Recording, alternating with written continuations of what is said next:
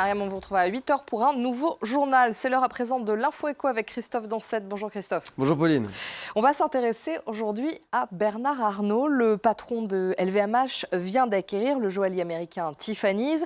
Une opération qui lui permet d'étendre un peu plus encore son empire du luxe dans le monde et qui pourrait lui permettre aussi de devenir l'homme le plus riche du monde. Oui, vous savez, ces classements des hommes les plus riches du monde sont extrêmement volatiles puisqu'ils reposent en grande partie sur des valeurs d'action. Mais à en croire en tout cas le magazine français Challenge, eh bien, Bernard Arnault est en train de bouleverser la hiérarchie qui existait jusqu'à présent des hommes les plus riches du monde en devenant numéro 1 devant Jeff Bezos et le fondateur de Microsoft, Bill Gates. Forbes, qui est un peu la référence en la matière dans ces classements, ne classe le français que deuxième derrière le patron d'Amazon, mais il le propulse à la une de son prestigieux bimensuel à sortir samedi avec ce titre, l'homme qui valait 100 milliards de dollars. Alors, une fortune de plus de 100 milliards de dollars. Bernard Arnault a construit cette fortune depuis une quarantaine d'années. Oui, il est né en 1949 à Roubaix et après des études de Polytechnique, on l'a vu dans son uniforme de Polytechnique, il a à 25 ans commencé sa carrière en reprenant l'entreprise de bâtiment de son père. Ce qui a un peu forcé son destin, eh bien, c'est, si vous voulez, paradoxalement, l'élection qu'on voit ici de François Mitterrand en 1981. Il décide alors de quitter la France et de tenter sa chance aux États-Unis. Et le magazine Forbes raconte cette anecdote qu'il était dans un taxi new-yorkais comme celui-ci et que le chauffeur lui avait dit il ne connaissait pas le nom du nouveau président français, mais en revanche, la seule chose qu'il connaissait de la France, c'était Christian Dior. C'est le déclic. 3 ans plus tard, la maison mère de Christian Dior est à vendre et il décide d'injecter la quasi-totalité de sa fortune pour ce rachat. Il le rachète.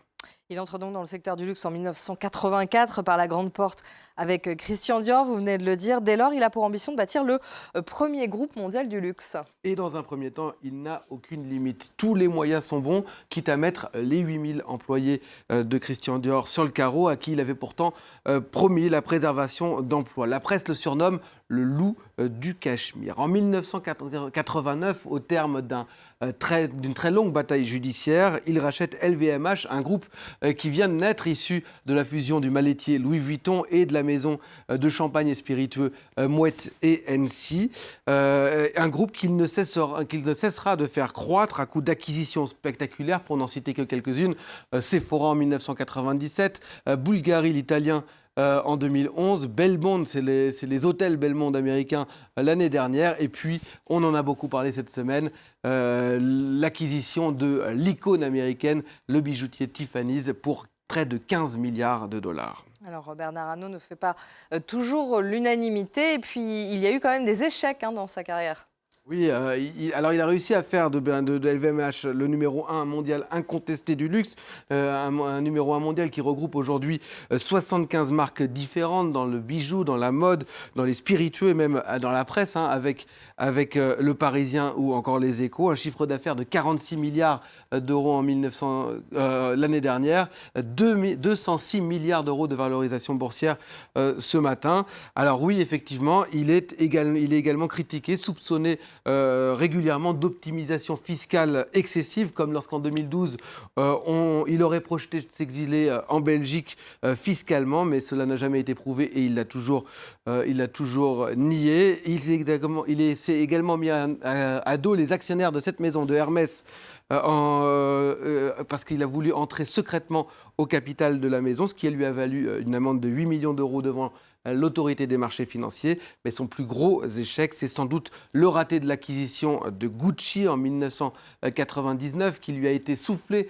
par François Pinault, l'autre grand nom du luxe français, son grand rival, une rivalité avec François Pinault qui s'expose jusque dans le monde de l'art, qui est sa grande autre passion, avec l'ouverture en 2006 de ce bâtiment conçu par Frank Gehry, l'architecte canadien, la fondation Louis Vuitton à Boulogne.